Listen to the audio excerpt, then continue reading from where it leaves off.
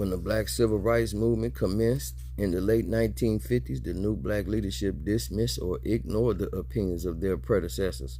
One can only speculate as to the reason. Perhaps they did not have the foresight to fully understand the politics of displacement that was occurring, were unknowledgeable about the nation's immigration history, wanted to demonstrate altruism, or they simply preferred to ignore or forget history and go along to get along as much as they could. Whatever the reason, the new black leadership switched from the anti-immigration stance of their predecessors to pro-immigration.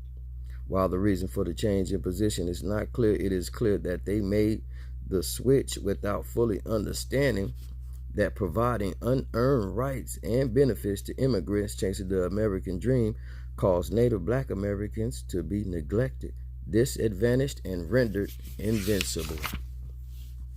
In all respect, the old black anti-immigration fighters must be turning over in their graves.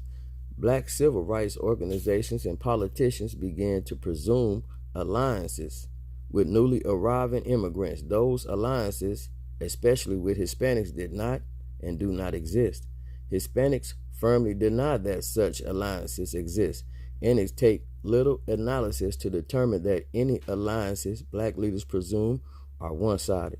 Black leaders even support policies that benefit immigrant groups at the expense of black people. Many black leaders, for instance, support increased immigration. Part 2.